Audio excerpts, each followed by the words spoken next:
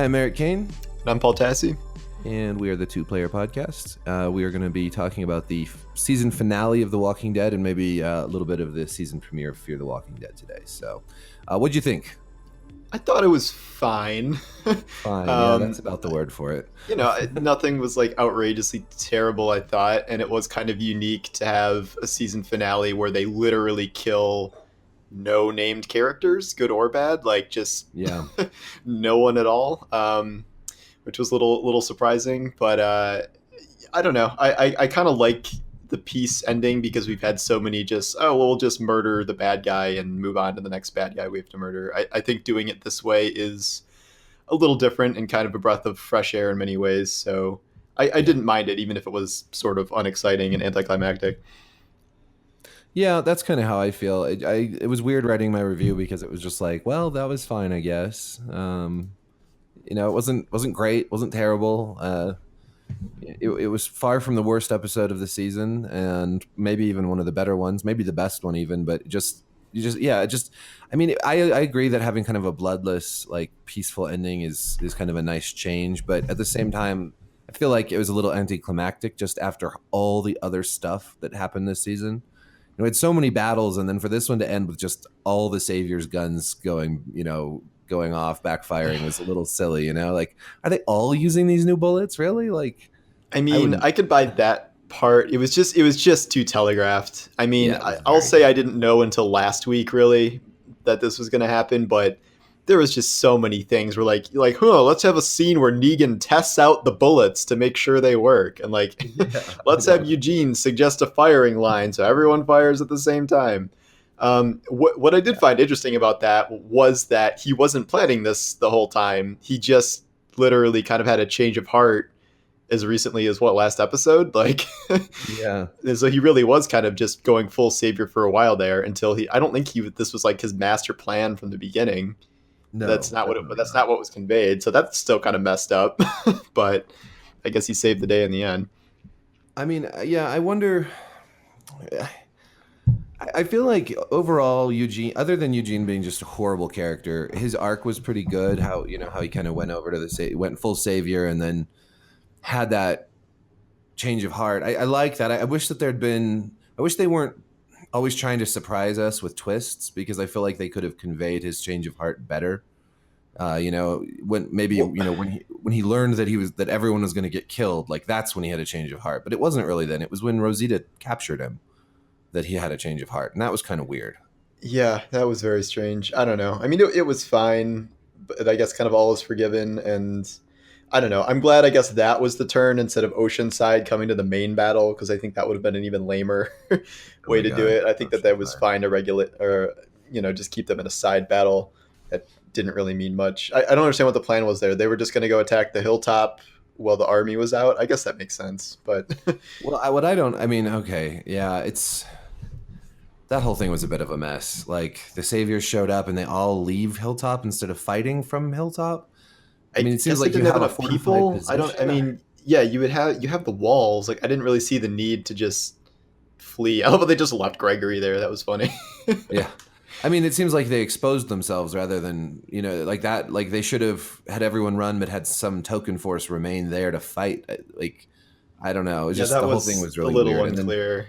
Oceanside showing up with Aaron was the cheesiest part of the whole episode, I felt like, because that whole it was kind of inevitable, because Oceanside just has not been necessary from the start. Like, I think the trash people were a lot more necessary than Oceanside for what they contributed to the story, and Jadis potentially being an important character now, and the helicopter stuff and all this stuff. So her name's Anne. Oh, Anne, yeah. Yeah. I kept trying to is she a comic character? I'm like, no, she's still not a comic character. So they didn't pay anything off with that, though. She just is like, no, oh, hi, Morgan. Oh, sure, I'll go back there. And it's like, wait, what about the helicopter and stuff? Like, my theory is that she's a plant, and she's from some sort of other group or organization that embeds, was embedded in a community, and that's why she kind of adopted the trash people accent and stuff, and then dropped it. And now she's going to be embedded in Rick's community. I don't know. Yeah. That's just my theory, but that's not really based on anything. Yeah. Who really stole the show last night, though, was Enid. She's so awesome. I love that character. Did she have any lines? I don't remember. No, she was running with the baby, the Oh, new okay. baby, and she was I'm just so annoyed with Enid in general that like even how she held the baby was really annoying to me. Like this is not how you hold a baby while you run through the woods. Come on, Enid, why are you so useless? That's funny. I do, liking that there wasn't a lot of bloodshed. I at the same time feel bad that there wasn't more people killed off because really they need to kill off some more characters. It's just there's too many I characters. just feel like it wouldn't have like no. I don't feel any deaths would have landed last night. I think the big Yeah, death of the season is just Carl, and like anything else would just pale in comparison to that. Like yeah, they could have killed Father Gabriel or like Tara or like one of these people in like a random scene, but I don't know. I kind of like that it's learned the lesson and like okay, we don't have to kill someone just because it's a season finale. Like right. it No, I does don't seem at want the end of that. this I huge just war maybe that would have been important, but sure enough, no. Man, That's I don't just know. I'm it okay sort with of it. leads to all the sense of anticlimactic though. Like the problem with this all out war in general is just not really nobody died. Like Carl died, but not even in the war. Sasha Simon died. I think died, Sasha's the biggest death. but she died last season True. This at the season it very was end of the just season. Carl and Simon, Simon and is that it? I the think that's it. doctor, Doctor can't remember his Arlen, name. Yeah. whatever his name is. Yeah, really not much. And it's weird for this when it's billed as this all out war and this big thing. It's just sort of strange not to have. It's a good opportunity to kind of slim things down a little bit, but really, I mean, a couple major saviors. I guess Gavin also died. Oh yeah. And it's not I like feel like Gabriel could have died here and it would have made Mhm. sense for his arc. Because he's had Yeah, kind of a lot sacrificing going on himself. this season. Yeah, he could have had a pretty heroic death, but Uh-huh. I don't know. I guess it's fine. He didn't die. But Yeah. someone you I got this for context. I got this frantic email from Eric like as the show was airing that was like, "Oh my god, they just killed Negan," and then he's like, "Wait, never mind." Yeah, yeah. My ignorance of the comics is Yeah, showing so there. this scene does play out almost identical to the comics where Rick has this heart to heart and then like surprise and like slashes Negan across the throat, but then ultimately opts to save him. And like it's a weird moment because we were talking about before recording like when have you ever seen someone having their throat slashed on like a TV or movie and then someone's like, "Oh yes, I can just save them." Like that doesn't really ever happen. In the comics, I'll say it was a little different where he kind of like cut the side of his neck and like yeah he may have hit like an artery or something but he wasn't like slitting across his throat like this one was like cut straight across his like Adam's apple essentially. Yeah, it's a weird way to do it. I mean, like I could, like stab him in the stomach or something. I don't know. That's a hard wound to heal, though. But I don't know. It made me think. I just finished the first Jack Reacher book. You ever Hmm. read those? Yeah, the first one or two I think. Yeah. So in that one, in its Killing Floor, he talks about he at one point he cuts a guy's throat, and he talks about it's such a violent book. He talks about how like it's not like in the movies. You don't just cut. Like you have to like saw until you get down to the bone to really, off Yeah, something. I did. I I was read like, that too. I okay, read someone yeah. saying that, but like in this context, like if you hadn't read the comics, like I could see 100% of people thinking that Negan had just been killed from Oh that yeah, move because it's a because TV. that the way that was done really suggested that he was going to die from that, and there was a lot of blood. It wasn't like just a trickle. Oh He yeah. was like bleeding out on the spot. So that was kind of. I feel like they could have handled that a little better to be less kind of a shocking reversal, but It just seems like another fake death to me. Like, and I'm so sick of those. The fake Glenn death and the at all least it these was little like 30 seconds and not like 6 episodes later. I was worried. I was really worried that they were gonna have him cut his throat and like cut to black, and then that Oh was my gonna be god, yeah, and that the was gonna be end. the And I'm end. like, they're Oh my not gonna do god, that again. There's no way, and they didn't, thankfully. But thank I feel like God two that would seasons ago they might have tried to pull that. have. Oh yeah, yeah, with all the shenanigans they've pulled. Maggie's reaction was interesting. Yeah, that's the most emotion I've seen from her in Ever. years and years and years. I mean, her dad had his head chopped off. Her sister was shot in the head. Her husband's head was bashed in. And the most emotion she's ever shown is right here, like over vengeance rather than grief. And that's kind of Yeah, weird like to me. weirdly so. Like it was like so much Yeah. emotion. It's like what is even happening right now? Yeah, it's like, you could still kill him later if you Yeah. really want to. Okay, You so don't we got to talk about the one somewhat surprising thing that happened Okay, this yes. episode, which is like the secret council of anti-Ricks. That's a Rick and Morty reference. But so it's Maggie, Jesus, and Daryl who are conspiring to, I don't even know what, like presumably kill Negan, but also overthrow Rick and Michonne as like I the just don't leader get, I power don't get it. couple. Like I don't really understand what their plan is. Like, okay, you want to kill Negan instead of jailing him, like I get it, but like I don't think that means like you have to depose Rick or Right. like Or bide your start. time. You can just do it. Like anytime. Just walk over there and kill Negan. Yeah, that seems really easy if you wanted to do it. Like just take a gun and just go shoot him. Like he won't. He's not going to be under like crazy heavily guard at all times. I would imagine. And like I you mean, run even the if he community, is. you just do whatever you want.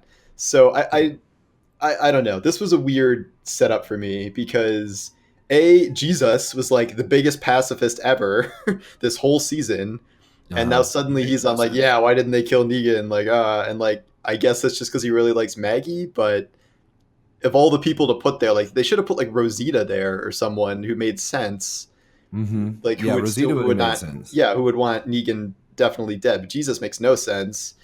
Daryl doesn't Daryl, make sense either. yeah, It like, doesn't. 'Cause yeah, okay, go, I you mean, go. first of all, he just let Dwight go, and that Mhm. was a cool moment. He was like, "Go find her." I thought that was a nice, like, moment for Daryl to also have his mercy moment. Yeah, And in a way, it was more powerful than the one with Rick because Dwight really deserved to be forgiven. yes. He'd given it all, and he had obviously was remorseful over anything wrong he had done, and it wasn't even that much. I mean, yeah, he killed a character we barely cared Yeah, about, how many and people has Darren Tara killed between them? How many right, saviors like did they tons kill? of Like what? people, and it's like those lives don't matter, but this one Yeah. specific few do. I don't like how they handle that importance of life and death in this show, but so he forgives him, and then also he had just recently, I don't know, a couple episodes ago, apologized to Rick for breaking through the zombie wall and kind of helping the saviors escape Yeah, by mistake. like So he'd already kind of said like, "Oh, Mhm. I'm sorry for going against you," I So fundamentally believe in the concept of a Rick Daryl split as like a potential sure. conflict. Like I have said that for a long time, and then when they were starting to hint at it, like I don't know, 8 episodes ago, I'm like, okay, this has potential. But like the way it's been handled since then has just been all over the place to the point where Yeah. Daryl showing up in this meeting made pretty much no sense. They could have um, just had like Maggie, I don't know, talking to the baby or something, or like looking down at like Rick leading Negan into the cell or something, looking down and then like play that music with her right. face all grim, like anything to convey that she's unhappy. Hmm. She's gonna probably oppose this. They don't have to spell it out for us, and that's.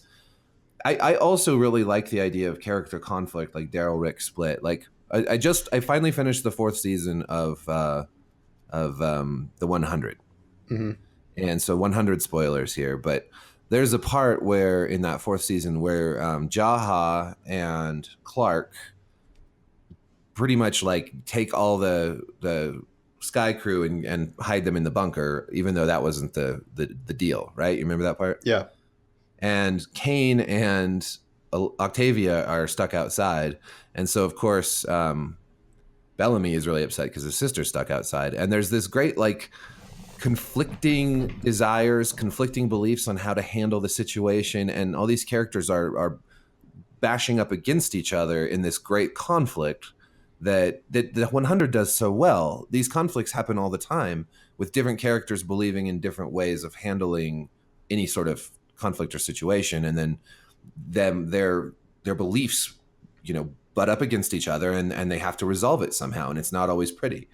That would be a great way to handle The Walking Dead, to have those kind of conflicting beliefs and moralities causing conflict. But the problem is I don't think they do it. They just can't do it very Well, well. there's no They're there's no terrible at it. there's no conflict that's been set up. Like the conflict is okay, Rick decided not to kill Negan. Like that's it. Right. That's like the whole conflict. Like everybody else seems kind of on the same page with like letting the saviors integrate and like forming a new society and stuff like that. But there's not even a new conflict to really even pick up, what except if it's just going to be this constant debate about whether or not they should kill Negan. And like I Mhm. don't know. Like I'll say Maggie was the only one in that group that made any sense where she would be that mad to go against Rick, but as has been discussed, that might all be for naught because Lauren Cohen might not even come back for season 9, which would put them in a very awkward position. Yeah, Like they'd to have end to on just to end tie on it that into it. cliffhanger and then to have to write her out and be like, "Oh, Maggie died during childbirth." Like, womp womp. Yeah, That would be oops. so awkward. And like, granted, it might spare us an ill-conceived conflict if this is the way it's being set up, and maybe we're better to avoid it. But that is definitely what was on my mind when they were ending on that note. I'm like, well, this might not even come up again. So I Yeah, guess we'll I know see. that is such a weird thing to think about. I mean, if anything, maybe it gives Cohen some leverage in her negotiations. But Yeah. honestly, I hope she just goes to a different show because Maggie's story is kind of played out, and it's been so botched over the last couple seasons. I If don't they know. I gave her just something like this that was really interesting and like made her like a key character again, like I could be okay with that. It's just that hasn't been the case so far, so I don't have much faith that they're gonna do that again. oh But yeah. I mean, and I think they're Gabriel also was happy. hardcore setting up her and Alden potentially at any other. Yes, So definitely. I don't know. They're One hinting. guy with I'd a say they're Jersey hinting more at accent. future plot lines with her than they are with most people, Yeah, which I find and it interesting. would be weird to if she just left, but I don't know. Stranger I don't things know. have happened on Oh TV, I yeah. guess. Oh yeah, the way Stranger Things. Yeah, it is a lot of setup for next season. I guess it's kind of weird because are they going to do a time jump? Do you think? Is there going to I think be so. like I think it'll only be. My theory is it'll only be like a year or two, but it'll be enough to like build up the compound and stuff. Like they don't. The half the point of the time skip in the comics was that they needed to age Carl from like a kid to a teenager. So it yeah? was like 5 years or something. It's never like exactly specified, but since they don't have to do that, my guess would just be it would be enough for maybe like anywhere from 1 to 3 years would be my guess. So Maggie has her baby and Judith grows up a little bit more maybe, and I don't know. They could if they jumped 5, they could have Judith be a kid, like a full grown kid, and they could have Henry be a teenager and recast him, which would be a really good thing. Yeah, I'm all Uh, for anything that recasts Henry, but I guess like so. I mean, that's pretty much it. I'm there's not a lot to say about this episode because not a lot really happened in it. my final thought is that Carl still didn't need to die. Like No, I he didn't. get like, oh, they're like, oh, this is Carl's death is going to be so impactful and like change the course of the season and like blah blah blah. But like the comics, all of this could have played out exactly the same way with Carl alive. Like Carl could have been just standing on the hilltop like looking at his dad and that would have had the same effect as this entire like death letter plotline. So I don't buy at all that I might write about this for tomorrow, but like I don't buy at all that his death was like necessary to make No, this it was ending not. happen. Like not just because of the source material, but because it was so easy to envision how he could have just been alive and been a deciding factor anyway. And I don't know. That was still a really dumb decision. Well, I would have taken out the whole like cutting the throat thing and had like Rick on top of Negan on the hill, just like bashing his face in like he's gonna kill him. Like Mm-hmm. obviously he's about to kill him. Like he grabs the bat or something, and then Carl could be standing there saying, "Dad," like, and he could turn and he could see Carl, and he could like look at his bloody hands, and he could look at the bloodied up face of Negan, and everyone standing around watching, and like I don't know, Carl could walk up and like grab the bat, and then that could all just play out so effectively and dramatically rather than him reading the stupid letter. And like why didn't it register with Rick when he was told with his son's dying words not to be an asshole, but then it doesn't really kick in until he reads the letter Yeah, 5 episodes I don't later? understand that either. What? I mean, I if you're going to kill Carl, it should have happened the episode before this happened, like one episode before, so that he could have that moment right then. It's all dragged out. It's so stupid.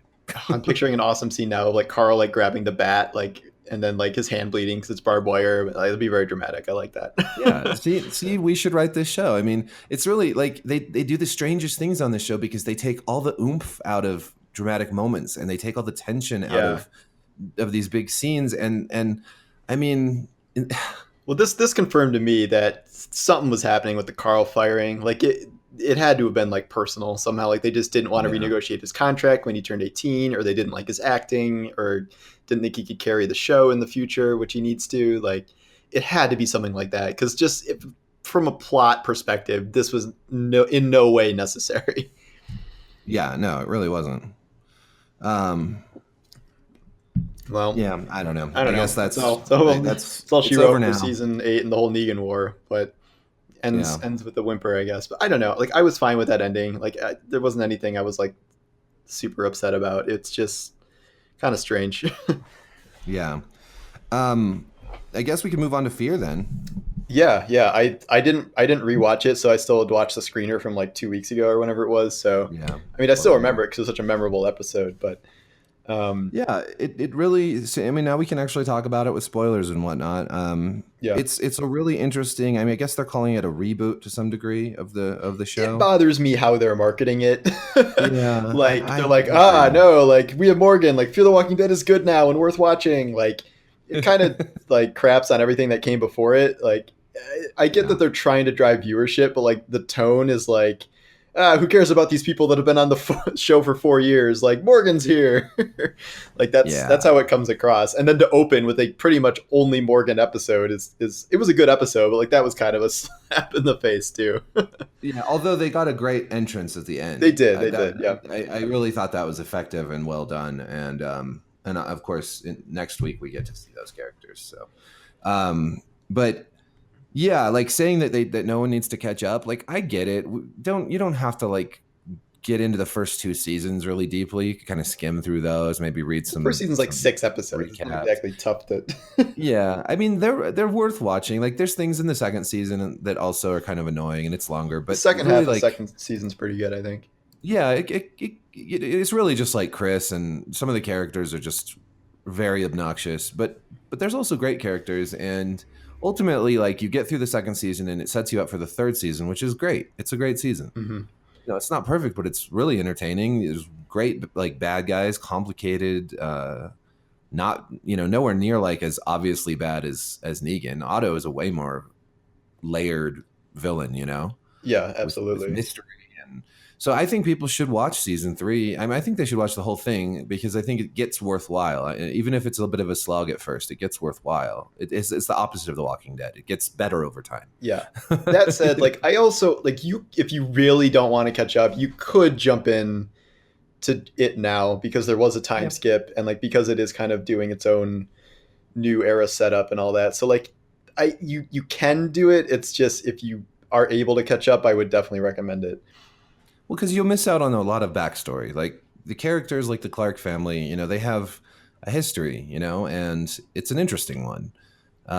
Nick has an interesting past. Well, like The whole I'd say family Nick does. and Madison in particular, like seeing their transformations from the Mhm. beginning to now is pretty stark. I guess Alicia to a certain extent, but yeah. So I definitely advise it. But yeah, this week we barely saw any of them, and we just got these two new characters in Morgan essentially, Mhm. and I don't know, they're all cool. I really like them all. Garrett Garrett Dillahunt is Dillahunt. amazing as John, is like this out of time cowboy dude who's just super nice and weird, and I love him. I love his monologue at the beginning, and he's sucking on those licorice candies, Yeah. and he's just like getting used to his voice again, and he's just so great. It's just a fantastic bit of It's the only good television. monologue in Walking Dead history. I know it's the only good one, Um, except for I would say Alicia Debnam Carey in the bunker episode.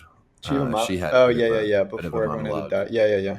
That and was it good. was very good. The acting on Fear is usually pretty Much top better. notch. Yeah, even Yeah. Morgan is better on the show already Yes, than he. is. He's just like he's got so much better. Because you would think these shows would share a lot of writers and directors and No. stuff, but it's just it's like night and day a lot of the time, the quality. Uh-huh. Um, Yeah, he's actually got dialogue that isn't just like Yeah. mumbling about crap. Well, Like, yeah. well, like when she says to him, when Althea says, when she's trying to interview him, she says, "Tell me one true thing," and he says, "I lose people, and then I lose myself." And I thought, see, that's a great line. It is. Yeah. Yeah. It so encapsulates so much of what he's going through in just a few words, Yep. and that's right there why Fear is a better show. I'd say my one nitpick with Fear in this new group is there was no way that she could fill that truck up with gas Oh yeah, on a no, consistent the truck- basis. Like the truck is cool, and like I get how they're having this like Furiosa vibe with her, but like Yeah. man, that is like has to get like 4 miles a gallon, and like there is not enough gas in this post-apocalyptic world to have that thing go like all over the place. Oh no, definitely not. But I mean, that's just one of those things that, you know, in the Walking Dead, there's constantly a car available all the time with gas, and of course, it's none of it makes sense. And I guess like in Fear, I can kind of just I can just swallow the disbelief because hey, it's a cool truck. One more about the truck. I also don't believe that those two machine guns that are on like swivels can headshot like 30 zombies. Right. Some of those zombies still would have been alive, even if they were like blown apart and they were all dead. So I'm like, nope. Well, and also it just wouldn't be actually a great deterrent if you surrounded that truck with guys. Like, yeah, you could hit some of them on one side, but the other guys could come through the back or the other side, you know? Mm-hmm. So yes, it's a silly thing. But that whole action scene was whatever. great. That was like the highlight of the episode, and the kind of action scene we really don't see from the kind of incoherent nonsense of The Walking Dead most of the time.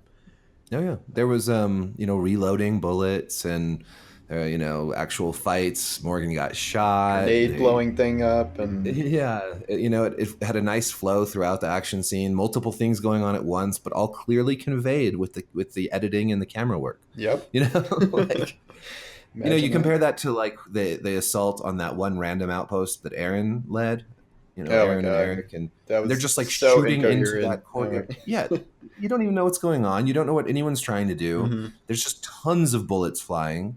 You know, and it's so boring. That's a boring action scene. Yeah, I much prefer something like this. And I hope we get more of that throughout the season. Quality action is really more important than lots of action. Yep. I'm really looking forward to the season. I hope it gets more viewership with all this promotion, but that's not usually how things go these days, so we'll see. Yeah. I bet last night did pretty well, but we'll see. Yeah, I'm curious to see the numbers, and I am curious to see if people start to say, "Whoa, this is actually a good show," because so many people. I don't know. I can only say it so many times before. Yep, I know. Althea is cool. I like her character as being a journalist or a documentarian of the apocalypse. I feel like that's so risky. Cool. Like, I feel like you could just get your stuff stolen or broken, and like everything you've done would just be lost instantly because there's not like cloud saves. You know. Wait, there's no cloud in this apocalypse? I don't know. Maybe the cloud still works. Yeah, it is. But that, I mean, I guess the risk makes it interesting. Her camera is so crappy. Like, you had to have been able to find a better camera than that. it's like from like 1998. I'm like, all right, I think you could have done better than that. But I kind of like that too. I like that, you know, when they show the scenes being filmed on her camera, it feels very much like a, you know, home recording. Yeah, a home recording from like 1995. From like when we were kids. Yeah. That's another just interesting cinematography or cinematic thing that they do, you know, switching between the regular shots and that. It's just shot so nicely, that show. That's the other thing. I don't know if people notice that so much, but just compared, like there's like the scenes where Rick and Carol and Jesus all go talk to Morgan. Mm-hmm. And then Maggie shows up and she's like, "Morgan, help me defeat Rick." No, I'm just kidding. But in those scenes, it's shot just like The Walking Dead, and it feels like so lifeless in comparison. Yeah, you know, it's just the actual like filter on the camera is different. You know, it's such a stark. This is why I want to see a third spinoff, just to see how it is, like to see if they can do this again. I don't know when that's going to happen, probably in like a year or so, but I'd be very curious to see if they can kind of learn from the successes of Fear and do that for a new show again. But zombies 24/7, we'll have one show on for 52 weeks of the year, rotating. Oh, right. It'll give us something to write about. Yep. I think my Fear post has done about half of what my Walking Dead post has done. That's to be expected. Ratings are like a quarter, actually, so that's even better. Yeah, it's kind of crazy because my Walking Dead stuff used to do so much more traffic than it does now. Yeah. And Fear did less. Like random stuff can still do really well, but like, I don't know, straight reviews seem to be not doing as well. Yeah.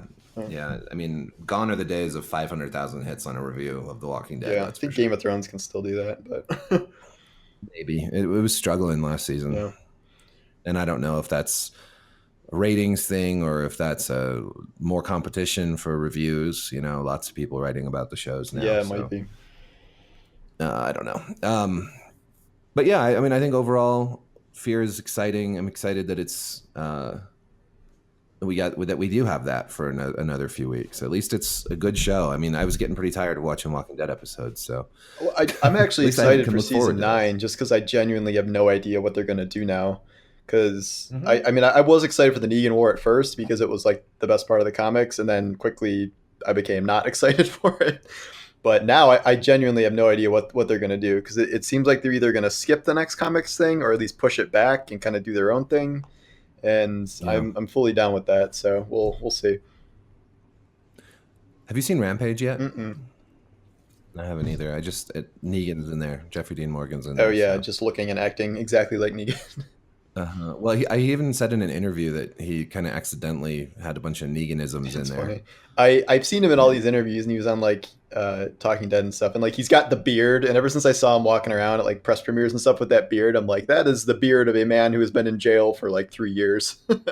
So he is Yeah. not getting killed off. And they were like plugging him as a guest on Talking Dead before the show even aired. And it's like they never do that with people who are killed off. They won't like tell you Yeah. ahead of time, but AMC loves like Well, there's no borderline surprise. spoiling everything Oh about my their God, own their show. tweets are ridiculous. Yeah, like you follow him on Instagram, and like 2 hours after Carl died, it was like R.I.P. Carl. Like, I know, it's like a lot of people haven't even seen that on like the West yeah, Coast. you just can't or, follow them on like, social channels at all if you care about It's spoilers. bizarre. It's so Mhm. weird. I never seen that with like any other TV. Yeah, most shows are pretty studio. careful about that kind of thing, but Uh-huh. nope, not Walking Like Dead. Game of Thrones is, yeah, I mean, notorious. Like that's goofy, but the Jonathan Nolan Westworld thing was pretty funny. you got me. Saying they were going to spoil it you all. got me. I was worried. That was such a weird troll. I was like, I would never have expected that from Jonathan Nolan in like that context, because I had been hearing for a long time that they were like doing some sort of thing with like fan theories and like some decision they were making with the show. So like that was set up for like weeks. So that was well, pretty funny in the end. I tell you, Evan Rachel Wood can really sing. that That was pretty was great. All right, well, I think we'll wrap this up. We'll be back with more Fear the Walking Dead. We'll be talking about Westworld. So those both, well, second episode of Fear is next Sunday, and so is the premiere of season 2 of Westworld. Is that so this? Oh, it is. Okay, nice. that's next Sunday. Yeah. Cool. So it's coming up fast. I don't know. I'm also watching Legion right now. Have you watched that show? I yet? watched the first one of this season, but I didn't watch last week's. Yeah, man, that show is weird. It's gotten weirder. think, I don't in know. season I feel 2. like it's weird for weird sake sometimes, but Yeah, I hope that it brings stuff together because it is a little. It's just a little. I did love that dance off though. The dance off. yeah, that was great. All right. So, anyways, we'll see you guys See ya. later. Peace.